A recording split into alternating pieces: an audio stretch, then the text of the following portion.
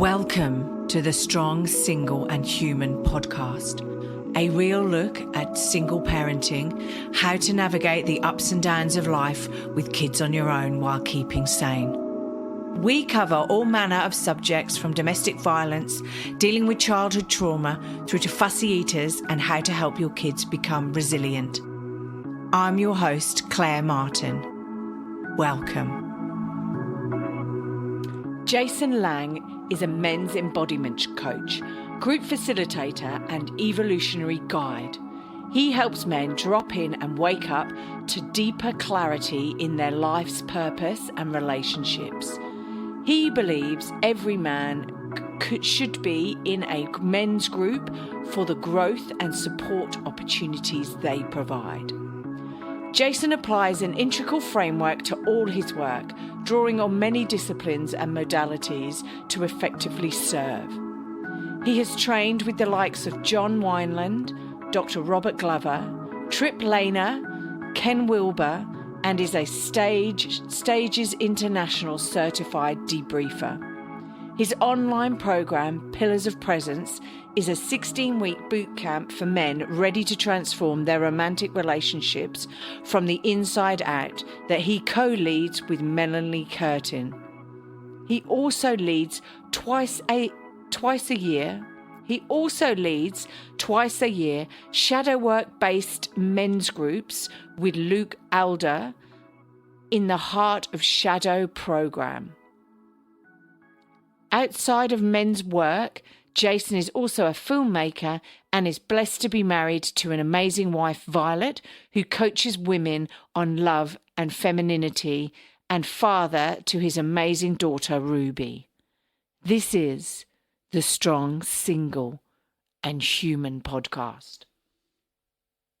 Hi, Jason Lange. Welcome to the podcast. So excited to be here. Thanks for having me, Claire. No, thank you. Now, we're going to discuss today something that's quite dear to my heart because I think single dads get a hard rap, as it were, out in the world. There's so much single mum stuff out there, Instagram accounts, helplines, websites, podcasts, and all those things.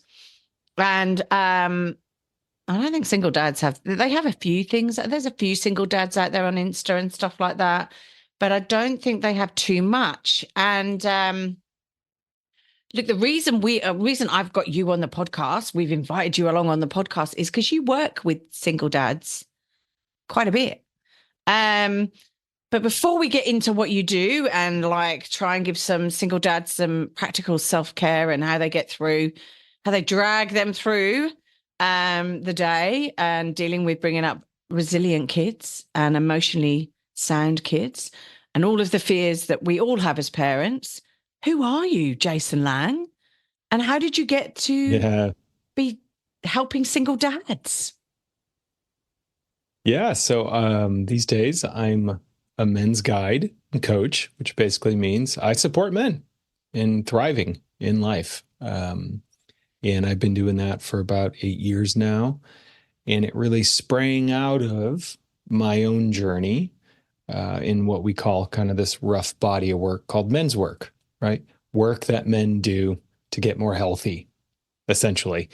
And that was all driven just by, my particular challenges growing up and the many things I did get from a family and the many things I didn't get from my family that then led me on this kind of wild goose chase to, hey, there must be a better way to be a human, because the way I was doing it was pretty painful.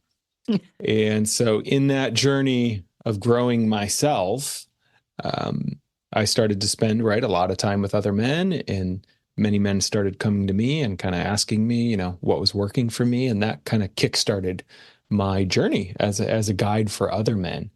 And part of what we'll talk about here today is the probably most transformative thing that has stayed with me in my journey was joining a men's group. So getting into a connection, community in connection with other guys, where the purpose of it was to support each other in life. So that's what really lights me up these days, is supporting men getting connected, particularly to other men. And one of the major clients I get in a lot of the work I do are single dads who are just incredibly isolated, often very overworked and fried. And, this is a generalization, but one I think most people could agree with, that men tend to be a little stubborn when it comes to asking for help or support. So I think particularly for single guys, there's this single fathers, like, I'm struggling and I can't ask for help. Well, right. And then that just kind of intensifies the whole thing. And I agree with you, right? It's like almost if they ask for help, it seems as though they're failing as a parent, right? And Yes. and at the end of the day, we all become single parents via different journeys, right? It can be via a bereavement, right? It can be via relationship breakdowns. It's various different ways that you can actually become a single parent. And like my day job is working in the IT environment, and I work with a lot of men, and I work with a lot of single dads, right? And I seem to get some dispensation because I'm a single mum. And so people expect that, oh, I'm going to have to go and pick my child up from school because they're ill, or I've got an appointment for them, or whatever. And I see that within relationships, so within the normal nucleus family as such, where it's expected that the wife partner goes and takes the children to any appointments, and the guy stays at work, right? And I see it in a lot of my friends who are in relationships and in partnerships, that they take their kids to the appointments. But when you're a single dad and you are the only person within your child's life, or you've got your child 50% of the time, and therefore you take on 50% of the responsibilities, the expectation is that if the appointment is on your week, you take the child, right? Or if you're 100%, you take the child. So, and I see the shock sometimes on other men's faces when I'm at work and they go, oh, I've got to go, I've got an appointment. It's getting better. It's so getting better. And I do work at an awesome company. But I do see the shock sometimes on other men's faces. And I go, what? Your wife's not doing that, or your partner's not doing that? And so it is, it's getting better. But no, I agree. So men's groups, right? Let's just delve into this a little bit, because I'm a female, right?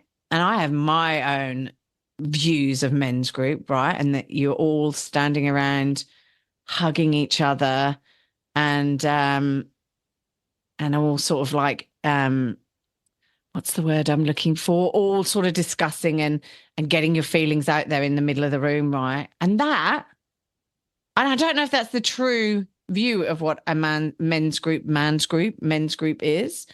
I know a women's group would be like that, right? So maybe I have a bit of a coloured view, right? So would that, like, did you think, was that your view of what a men's group was when you went to go in? And is that what a men's group is? And how do we encourage men who need help, who have this preconceived idea like I do, right, that it actually is a good thing for them? Sorry, there was a lot of questions there. So sorry, Jason. That's okay. Yeah, well, my first group I joined in my mid-20s, which was, 18, 19 years ago. And I didn't even know what a men's group was. I'd never heard of it. They were like on the periphery, particularly in the culture at that point. But I was doing some work somewhere, and some guys I liked, said, hey, we want to start this thing. And I was like, okay, I'll try it. So I didn't have a ton of preconceived notions. But people do now, for sure, right? Oh, some for the better, some for the worse. And, I often say men's group it's kind of like the term meditation. We throw it around a lot, and it can actually mean a ton of different things. So there's actually lots of types of meditation, and there's lots of types of men's groups. But the kind I tend to support men in generally have two kind of core qualities to them. One, yes, they are a space for men to support each other when they're struggling or down. So this challenge, this edge for so many men are, I always have to hold it together and I can never show any weakness.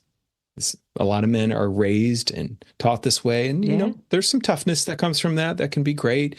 But nobody can do that all of the time. I've never met a human who can constantly be holding it. Sometimes as men, we need to be held as well. Just like, wow, life is really hard right now and I don't know what to do.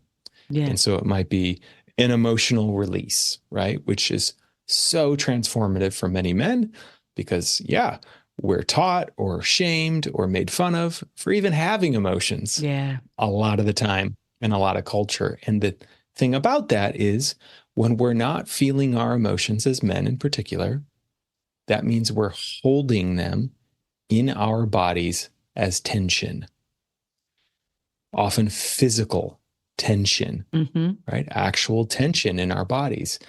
And that takes energy. Oh my God, and this is so much energy. Right? That if you talk to many men I work with, what's the thing a lot of men battle? Not having enough energy for life. I got to work all day and then I got to be present for my kids. And, it's a human thing, but I think men in particular,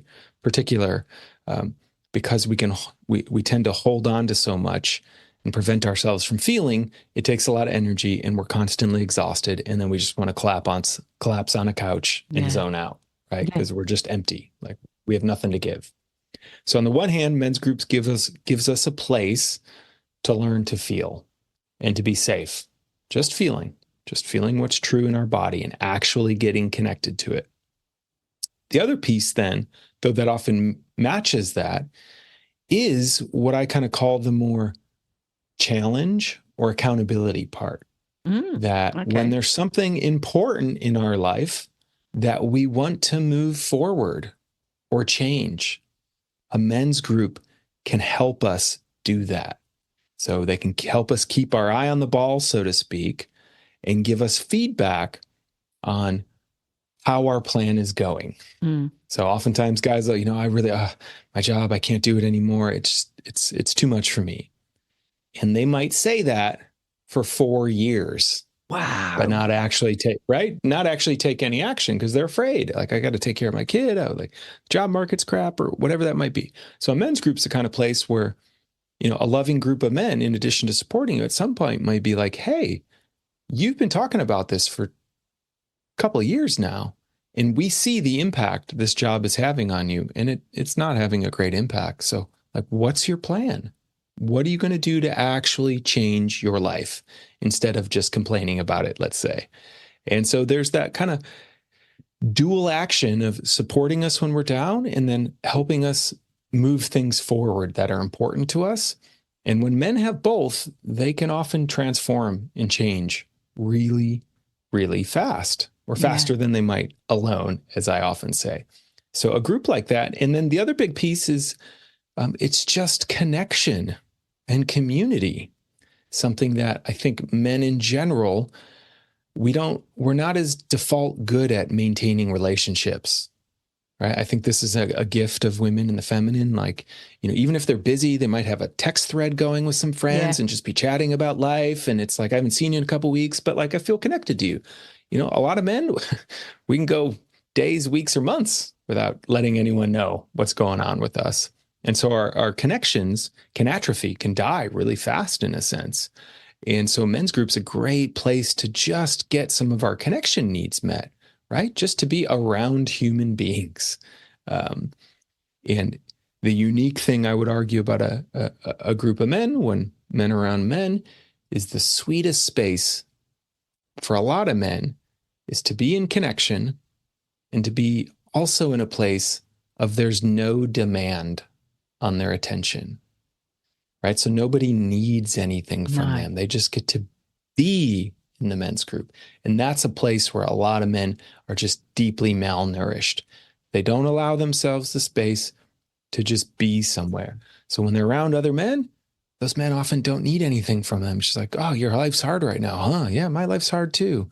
And there's just kind of like, yeah, we might work on it and stuff, but it's like, I don't need you to be a certain way right now or have attention or to be holding me. And that is so rejuvenating for so many men.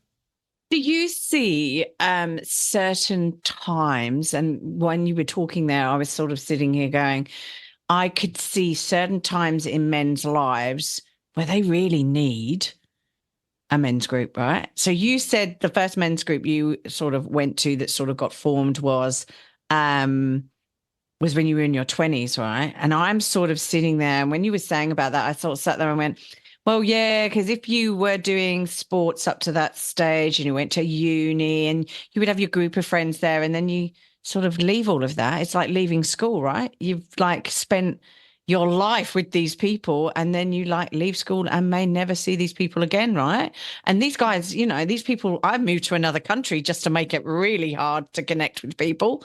But like you move away and these people move away and get jobs elsewhere, or, things like that. And therefore you lose those connections. You lose those connections with people that know you, not through your fault, Yeah. but just because life moves on. So is that what you see? Is there certain phases in people's lives? I definitely think there's different phases, and for a lot of men, I think it gets worse as they age. Yeah. Because they start families or they get into a job environment, and one of the first things men will often let go of is their community or their passions or their hobbies, right? Which the paradox is, these are the things that often help them attract a partner in the first place. Because like, oh, this guy really loves rock climbing and he's like takes care of himself or whatever. And then they get into a relationship and they stop doing that. Well, you have and, kids. Which causes all kinds of other problems. Yeah. You have kids. It becomes There's hard. no time for anything else when you have kids, but yeah. But yeah, in particular that, there's a term for this people kind of throw around called the friendship recession. And it's hit men particularly in that when they were tracking this, starting kind of in the 1990s to recently, the percentage of men with at least 6 close friends fell by half. Wow. From 55% of men down to about 27% of men. So only 27% of men in this big study had at least 6 close friends. Wow. So the majority of men did not have many. And then just the percentage of men who had no close friends went from 3 to 15%. So like it's trending in the wrong direction, let's just say. And single men, tend to get hit the worst. And so men who aren't in a relationship, many of them will report having sometimes no close friends. And then when you add a kid on top of that, if you're a single parent, right, you have less time to go out, to be meeting people, to be creating new connections and whatnot. So it's why I see a lot of single fathers showing up into some of my work is, for one, part of what I talk to them about is, we're concerned about efficiency. Like, I can't go hang out 3 or 4 nights a week. Maybe I can do 4 hours a month total, let's just say. So in that 4 hours, I want to go deep and I want to be very efficient in terms of creating connection and community. And that's something I would argue a men's group is particularly good at. But as men, the other thing I will say is, oftentimes guys will be in a relationship or in a marriage and then it'll fall apart. They'll be trying to hold it together single. And then they finally realize, I can't do this alone. Mm-hmm. I need some help. Then they'll reach out and show up to something like some of my groups. That's right. And okay, so I'm going to delve into the realm of men's group, right? And I don't know if anyone out there it feels like a secret society, right? And I'm sure it's not. But it's sort of like, what happens at men's group, right? Is it that you all sit around in a circle like Alcoholics Anonymous? Here we go. I'm going with all the stereotypes right here at the moment. Because I've got mother's group. I never really heard of a father's group, but maybe there is. But I've got mother's group, and we all got together when our kids were like 6 months old, and we still sort of stay in contact with each other. We've still got a WhatsApp group. It's that female thing, right? We chat, we send pictures of our kids. Yeah. We're on Facebook, and all of these things. But I've never seen a father's group, right? And I wonder with men's group, right? What do you all do? What do you like? Do you make Yeah, stuff? Do you, I don't know. Because I'm imagining there's myriad of sure. different ones. And we have men's sheds over here in Australia. And so men's sheds are men getting together making stuff, I think. I've not. And I'd love my dad to actually join a men's shed, but he is of the belief that he doesn't need to, and I think he needs to. But hey, it's work in Sure. progress. It is a work in progress because I think him making stuff would be a good thing. But what happens? I'm going to stop talking now. What happens at these men's group?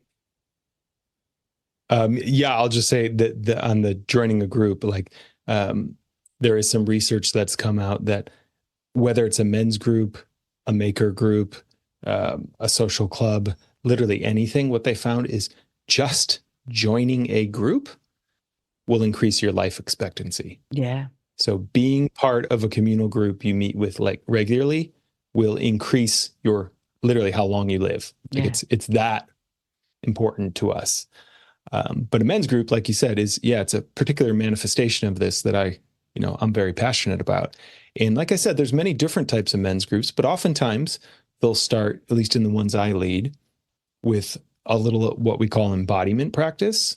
So that could be meditation, that could be breath work, that could be something like Tai Chi or Qigong to just help get us into the moment.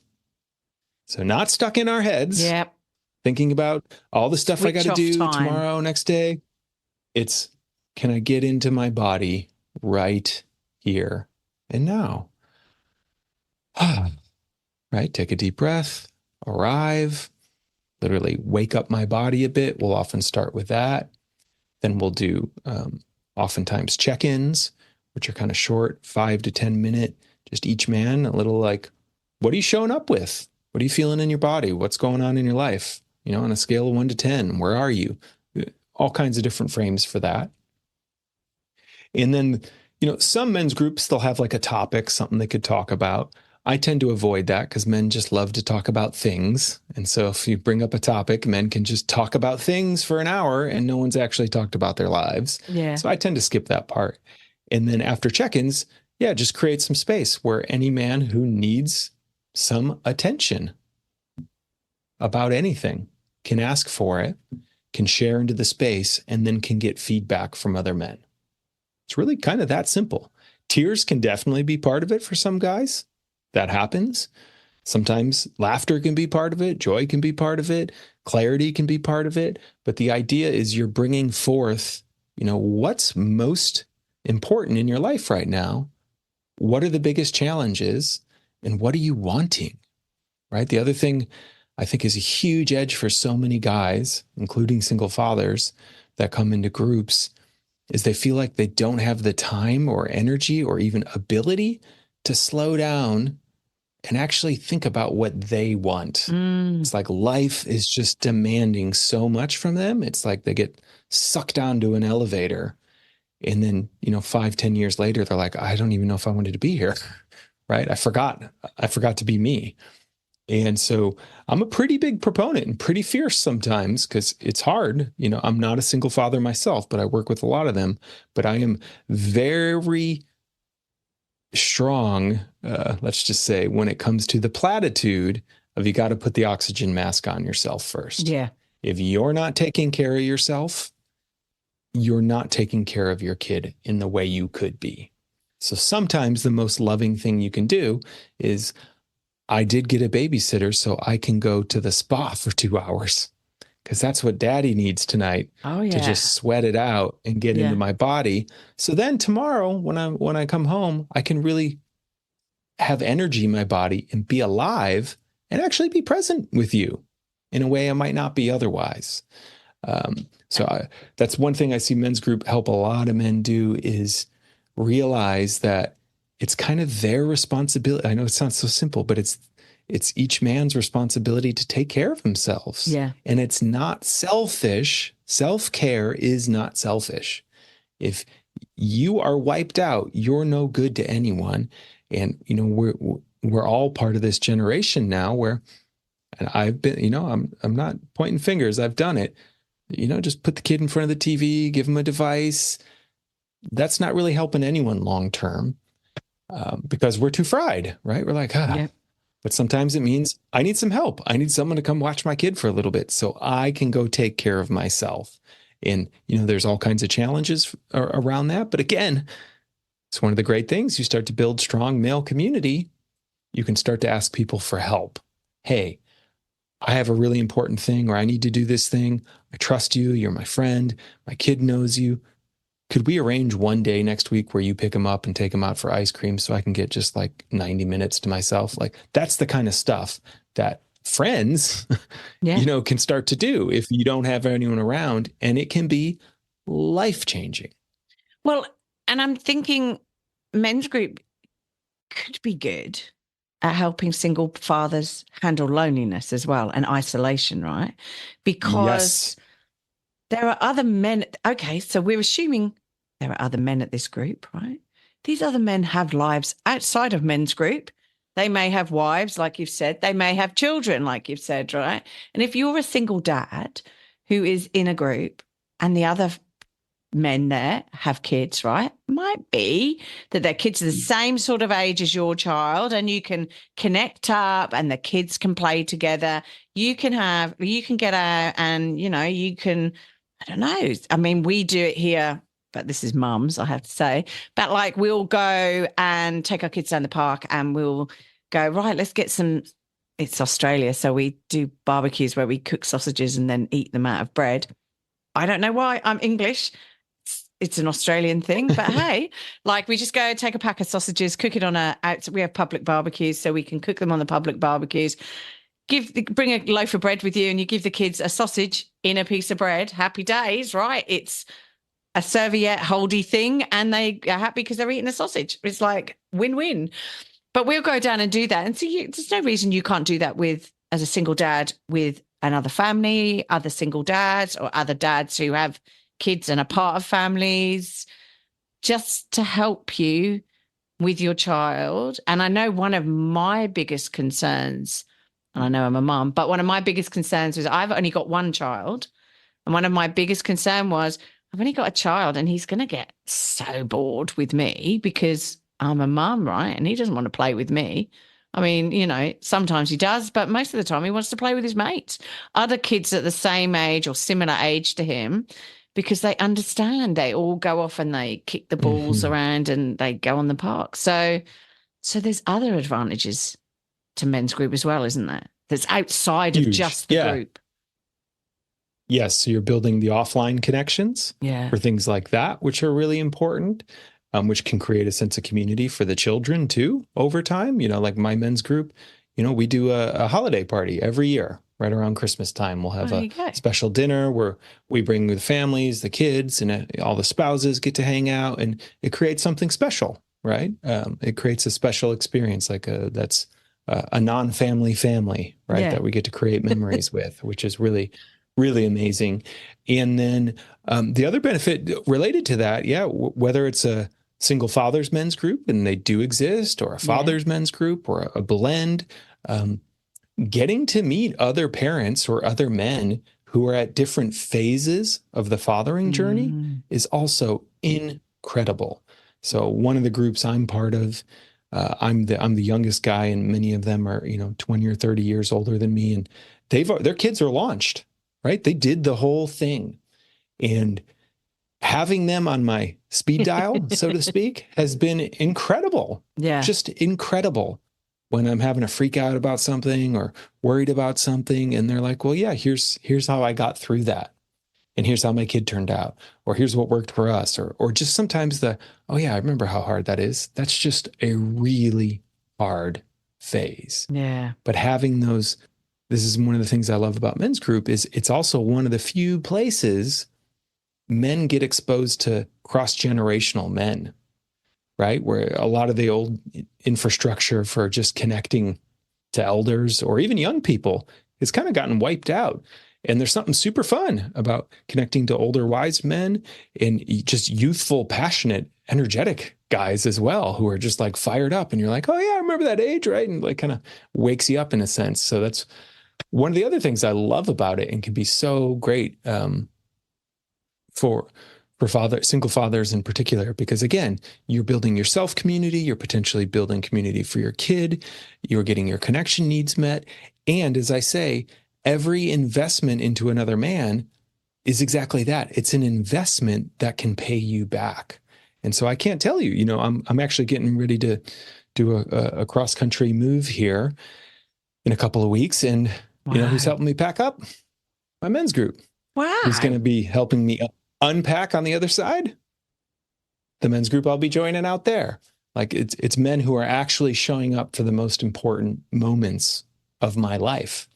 And that's something that's just incredibly invaluable. It's not the only place you can get that right in a men's group, but there's a particular kind of depth and connection that you can cultivate with those guys that when you do get into red alert emergency territory, it's like, okay, I know who I can call to trust, and they're going to do that. I trust that'll do whatever they can to support me, because they're deeper than just the kind of shallow, what I would typically call the normal guy relationships of, and this is a generalization again, but most men learn to relate through this, what I call triangulation.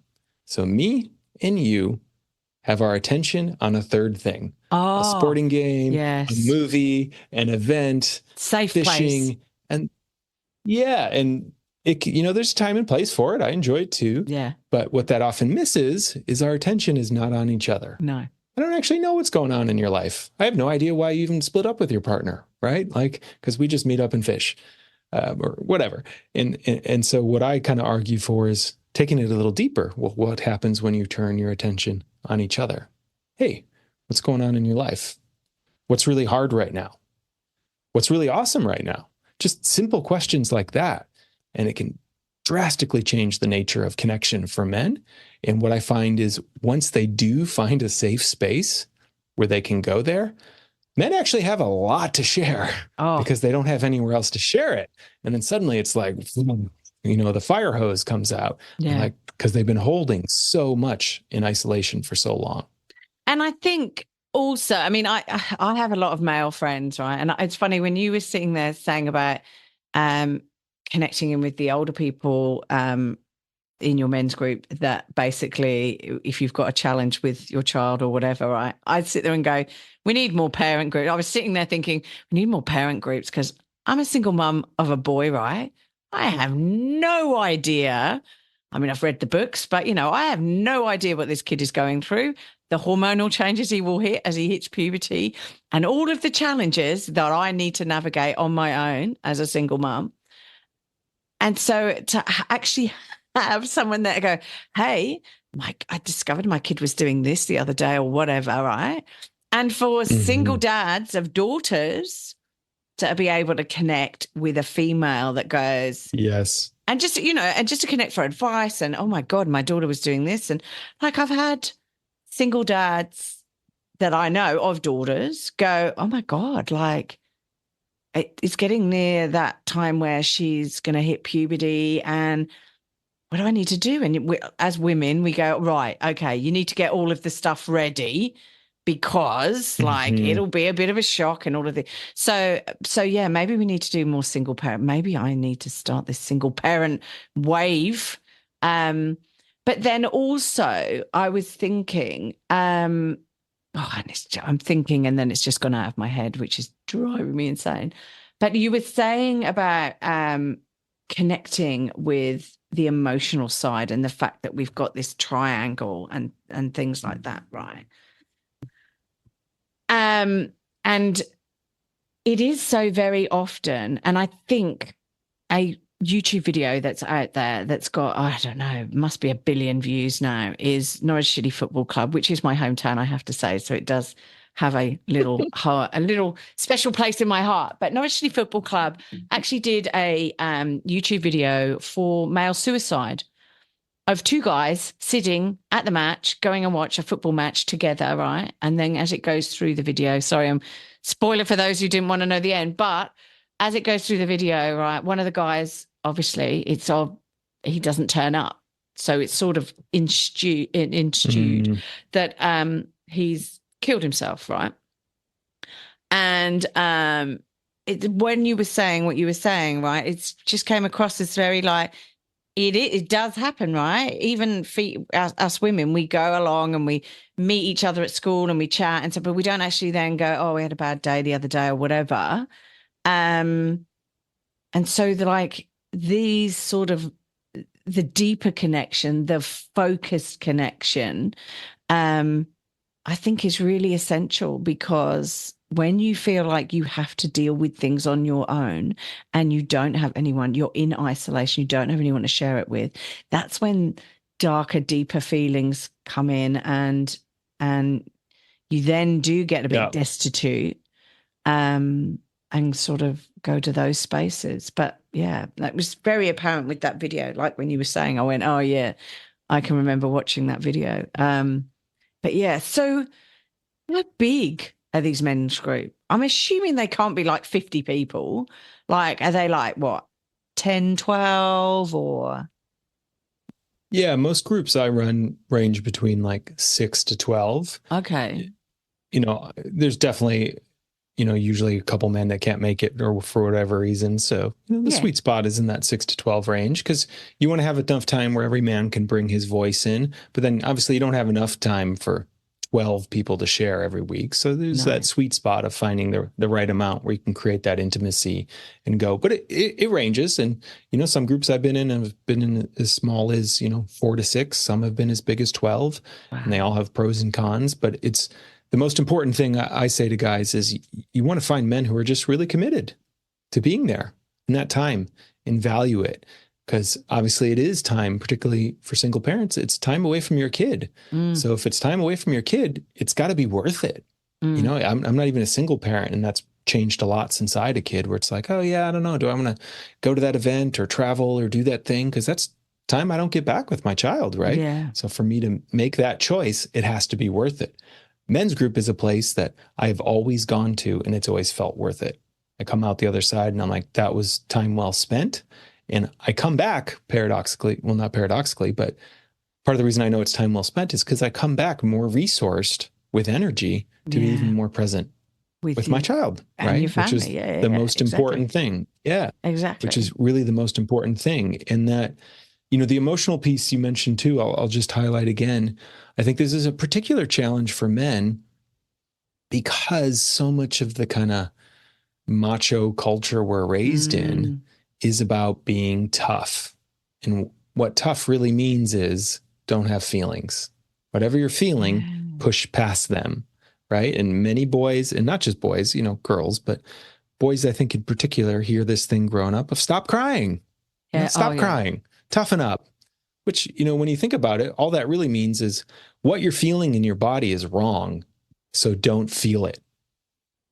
And that accumulates in men, and then we get into kind of locker room culture of our teenage years, and that just accelerates that, oh my God, I can never show weakness or never show vulnerability because I'll get attacked or bullied. And that stuff's real, but it, like I said, it has quite a cost. So part of what men's group is doing is training men back into our bodies and our emotions to teach us how to feel them, which, again, one of the many benefits of why I'm so huge on this for single parents and just parents alike is, what's one of the greatest gifts you can teach your children? How to handle their emotions, how to self-regulate, how to not just stuff it down or overreact. And most men I work with, why that's a big challenge is nobody ever modeled it for us. No. Right? Dad was just tight-lipped, never shared a thing, or exploded in rage and drank it off, or, there's so many different manifestations of that, but it's pretty rare for men to have a model of, wow, this man is crying and he feels powerful. Or I can tell he's furious and angry, but he actually still feels safe, meaning he's not overwhelmed by his emotions, but he's in touch with them. Hey, emotions are a normal part of the human experience. Sometimes I feel sad. Sometimes I feel angry, and I can handle them. And that's such a great gift to our children, really, that, wow, it's okay to have your emotions. You don't have to pretend like they're not there. And for men, you don't have to drink them off. You don't have to smoke them off. You don't have to jerk them off. Like literally masturbation is a big one for guys, or sex, like eject from our bodies so we don't have to feel. So learning to feel is, at a deeper level, this is like one of the biggest gifts I think we can give our kids is changing our relationship to our emotions from whatever our parents taught us. Yeah. Because just by us changing our relationship to our emotions, we're immediately teaching a different lesson to our kids, which I'll also just double click. The self-care thing that comes up so big, I think, particularly for single parents is, well, I don't have time to take care of myself because I have to take care of my kid. Well, you're actually teaching a lesson right there that self-care is not important. So your kid is absorbing other people's needs are more important than mine because that's what's happening for dad or mom. And as hard as it might be, sometimes it's like, you're going to have a babysitter tomorrow, or you're going to stay with grandma or grandpa. Daddy needs a day to go be with his friends or go to, take care of himself, because it's really important that we take care of ourselves so we can show up for the people in our lives. That's teaching a super important lesson to your children that they can then internalize of, wow, it is important for me to take time off for work or to recharge or to do fun things or, all those different things. So many lessons also get transmitted through us men when we step into this men's group work. Yeah. And I think it's important because as men, especially as I have a boy, right? But as men, the influence on our boys, although as a mum, I think I have a fantastic, awesome influence, right? At the age of 6 or 7, he's off, right? He's looking at male role models and how that should actually, how he should be as a male in his environment, right? And so therefore, if you're connecting in and understanding feelings and all of those sort of things, there are only so many things I can teach him as a mum, and they're great, but I need to respect that his dad also and the males in his life need to teach him a few things as well. And it's about surrounding him with males who are emotionally intelligent, I suppose, for want of a better word. Yes. Definitely. And to understand also, all of us parents, and that's the reason I called the podcast Strong, Single and Human, right? Is we are all human. We're not going to be perfect 100% of the time. And so that human element, we should be showing our flaws to our children. They shouldn't be putting on a pedestal and saying we're perfect. But we should be actually sort of learning from that and going, hey, I wasn't as effective as I should have been yesterday, and recognizing our feelings, like that self-care and recognizing our feelings and what we're going through and how we react to the world and our children and other people, and actually saying, well, okay, what can I learn from it? And maybe talking your children through that aspect as well. And I know I've been a culprit of that, where I've sat there exploded and then gone, oh, buddy, mummy shouldn't have done that. And that's not really effective. And this is how I maybe should have done it. And and it's just, it's what we do. So is there is there, I'm in talking to you and I was going, okay, it feels like you're at the advanced stage, Jason, of your advanced men's group, right? So is there a dip your toe in, see if you like what the men's group thing is? Because I'm not sure whether this is for me or whatever. Are there beginner men's groups? And I don't know, but are there? Sure. And what would they be like? It's a growing movement right now. I think because men are waking up to the fact that, it's hard and we can't do this alone. And the narrative we're kind of fed of the lone wolf that just, I can do it all by myself. It doesn't work.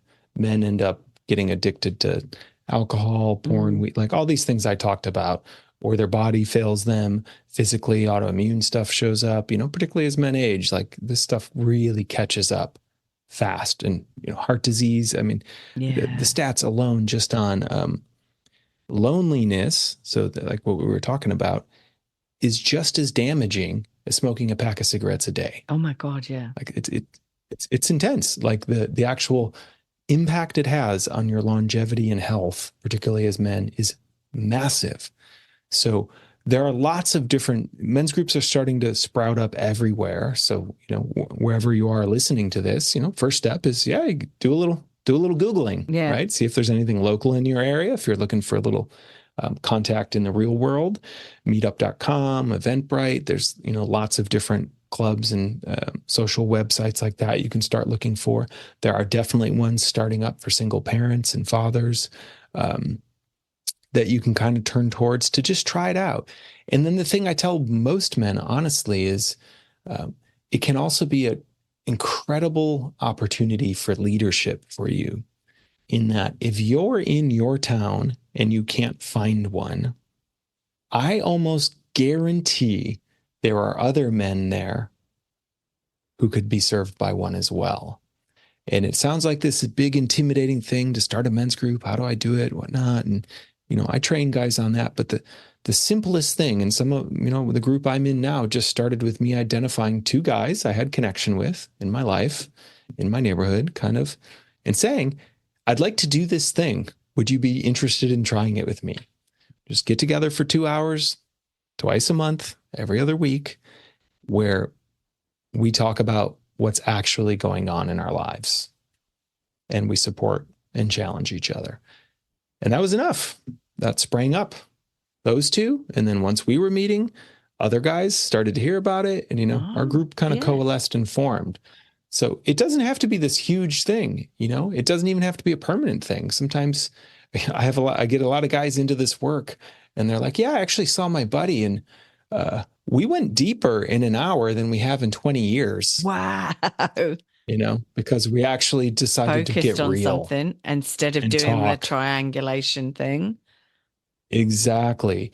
And then that connection, which they already had, becomes totally different, a different kind of resource where they're like, wow, now we kind of have permission with each other to get real. And it might just be a men's group of 2 in that sense of just, I've had many men who are like, yeah, I now meet up with my old college buddy once a month and we talk and we get real.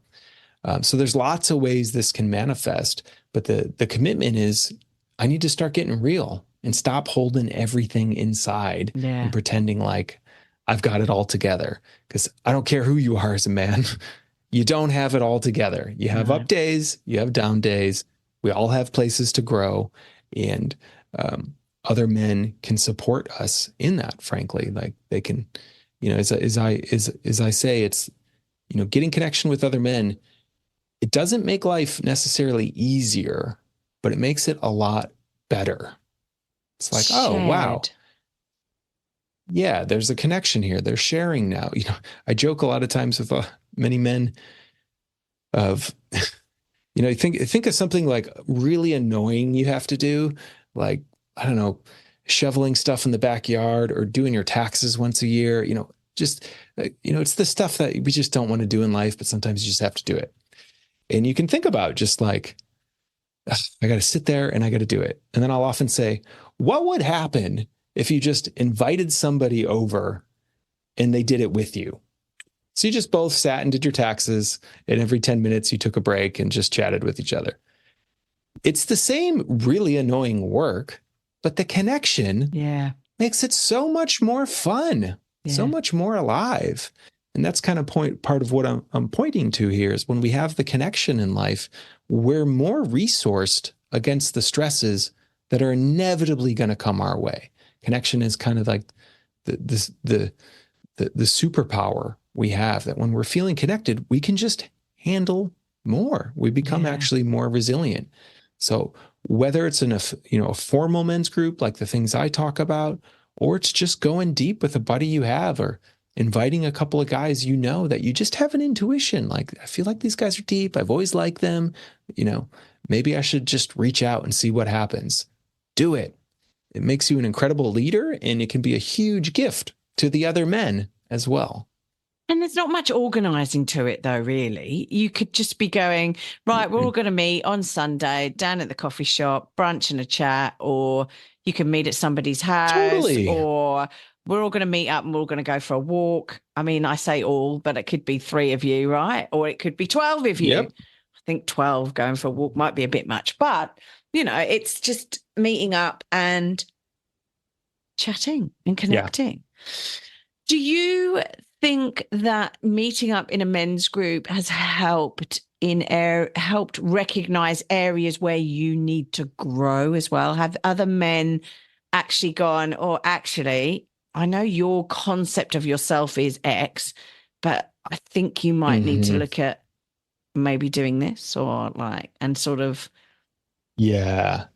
Yeah. One of the feedback, right? Healthy. And the thing with this is it's loving feedback. Yes. Right. It's the type of, and men actually, I would argue, deeply crave this. Somebody who loves them enough to call them on their bullshit. Mm-hmm. Yeah. Right. That's like, hey, you know what I see happening, or, how you're treating that woman you're dating, or what's been going on with you and your kid. Like, man, I know you got better than that. Like, Yeah. I know you can do better than that. I know who you are. Like, what's going on? Let's figure this out. So many men like actually long for that. Like, someone actually cares enough about me to kind of disrupt me Yeah. in a sense. And, I don't say call out so much as call forward. We're like calling someone forward into the best version of themselves, into connection. And that feedback is powerful. And it's particularly powerful because other people can see our shadows faster than we can. Yeah. Right?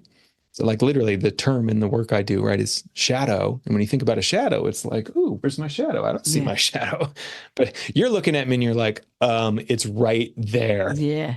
Right? Every time you talk about this, or here's this thing I've noticed 10 times now, every time, it's super often obvious to other people. And so men get to really sharpen each other in that way to become the most whole versions of themselves they can be. And so many men are missing that these days, right? They don't have anybody that, loves them enough to kind of tell it how it is. So, I use the jokey kind of analogy of the spinach in the teeth. Like, you want a friend who will say like, hey, you have a huge piece of spinach in your teeth right now. And you don't want the friend that doesn't say anything for an hour and a half. And then finally you look in the mirror and you're like, oh my God, I look like such an idiot. Why didn't you tell me? And they're like, well, I didn't want to make you embarrassed. And you're like, well, that actually didn't really help me. So men's group, that kind of feedback, it really can accelerate growth. And then the other place it accelerates it is when we see other men navigating or responding to life challenges, it provides us a sense of where we can grow. Just that simple. One of the things that, like I said, particularly seeing older men in some of my first groups, that was so transformative for me was I never had a model of what healthy masculinity was. And suddenly I was sitting in a room with guys where I was like, that's it. Like, that's what I want to be when I grow up, so to speak, right? There was like I want to breathe like you, the way you're talking to people, the way you hold yourself. Like, I can feel it in my nervous system. It's not wound up. It's not overly heady. It's just present, grounded, here. And we get to experience that in other men. Yeah. And, on the father theme, the last part I'll share around this is, some men are blessed to have great fathers, but no father is perfect. No. And one of the cool things I've seen in a men's group is, in a unique way, it's the group itself becomes the father figure that can reparent us. Because I get a little piece from this man about, wow, he's really great in finance and he's just crushing it in his career. And I get a little piece from this guy. He's just an incredible father, where this guy is just amazing in his relationships or his health. And suddenly we're getting like the best of all these different men. Yeah. And it can help us construct this healthy version of ourselves that sometimes we can never even get from the perfect dad, because one dad's always going to have some gifts and some flaws. Exactly. So then you get a group of people and it's like, there's so many more strengths available to you that you get to absorb as a man. Yeah, no, I agree. So look, where, Jason, can people find about you online? Because you've been talking for almost an hour now, and I'm just going, maybe people want to know a little bit more about you and what you do and your men's group and things like that. So where can people find you online? Yeah, best place to check me out is at evolutionary.men. So it's actually .men, not .com. Yeah. Yep. And on there, you can see the different groups I lead. I lead a lot of virtual groups and programs, so it is Oh, accessible to cool. men all around the world. And it often kind of becomes the on-ramp for them then getting involved more locally in a sense. I have a podcast of my own. I do some writing. So if you're just like intrigued, what is this all about? You can just go there. You can reach out to me on my contact form if you have questions. And, even if it's not working with me, I'm very passionate about getting men fired up to join, find, or create their own groups. So I'm happy to support you in that journey, whatever that might look like. And is your podcast called Evolutionary Men, or is it called something else? That's right. Yeah. Just Evolutionary Men. Yeah, just Evolutionary Men. So okay. Yeah, you can find my podcast. And I talk about all kinds of this kind of stuff on there for men. Yeah, no, that's awesome. That's awesome. Well, look, one final question for you. What's a piece of advice that you've been given in or out of a men's group that you still use today? Yeah, absolutely. I think it's really been, as a man in particular, create the time in your life to sometimes do nothing. I know this sounds so crazy. No, it sounds great. For the masculine in particular, for men, the restorative power of doing nothing. So when I say nothing, it's not scrolling your phone, it's not watching TV. Particularly when you combine nothing with nature, it's like you can come back alive. I'll give this to guys as a practice, and they're like, wow, I went out to the park for like 20 minutes and I just sat in nature. And I felt better afterwards. Oh, God, yeah. Like I felt more alive. I felt rejuvenated. I was like actually in the moment, my mind quieted down. So one of the best things I was taught is just, it's our responsibility as men to get ourselves nourished in those ways, nourished in those ways. Nobody is going to do it for you. It's not selfish, because the more juice, literally the more energy you have in your body, the more you can truly take care of the people around you. But it's your responsibility to take care of yourself and ask for help sometimes in doing that. Yeah. But if you can find some time to genuinely do nothing, it can be so healing, so healing. And it'll often fall to the bottom of the list, right? Yeah. With life and work and kids. Like, I can't do that. And then we get tired, grumpy, burdened, ornery. We're just numbed out. We're with our kid, but we're not actually with our kid. Yeah. And that hurts them in a different way. So yeah, take some time for yourself. That the more I do that, paradoxically, the more people in my family, in my life, in my community are so excited to be around me. Yeah. No, that's right. Because I'm alive. Yeah, exactly. And it doesn't have to be long, right? We're not talking about an hour. It can be 10, 15 minutes. If you've got 10, 15 minutes, just take that time out. And, if I'm feeling overwhelmed, I must admit, I sometimes get up earlier in the morning just so I can sit and have a cup of coffee on my own, not doing anything, but you just sit, have a cup of coffee, chill out. Admittedly, it's dark in the mornings here in Australia, but like when it's bright and light in the mornings, or even take a break from a meeting. So I tend to, if I work from home, I'll take 10 minutes out, go sit in the garden. I have no children or anything at the house because they should be at school. So I go and sit outside, and have a cup of tea and listen to the birds. So all good. Thank you, Jason. Thank you ever so much for coming on board and talking to us today about men groups and their benefits and what they are. And they're not some mystery secret handshake group that, people should be afraid of. They're there to help people. So look, thank you for coming and talking to us. And I wish you all the luck with your move and your men's groups. Thank you. Yeah, thank you so much, Claire, and thank you for the work you do supporting parents. I think that's probably the biggest leverage point we have on making the world a better place. Yeah, is just raising and supporting our kids. So really honored to be part of what you've created. No, thank you. Thanks for listening. If you've enjoyed this podcast and you would like to hear more, Please hit subscribe wherever you like to hear podcasts. If you would like to support us further, share this episode with your friends and family. And finally, drop us a review on iTunes, as I'd love to hear your thoughts, comments, and ideas. It all helps me to understand and produce awesome content you want to hear just like this. If you want to check out our past episodes, write to us, appear on the podcast, or for links, resources, and show notes, go to our website, www.strongsingleandhuman.com.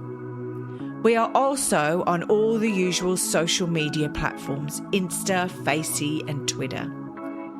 I hope you have a wonderful week, and I hope to see you back here again soon. Be kind to yourself, and remember, no one is perfect.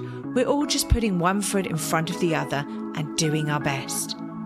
I'm Claire Martin, and you've been listening to the Strong, Single and Human podcast.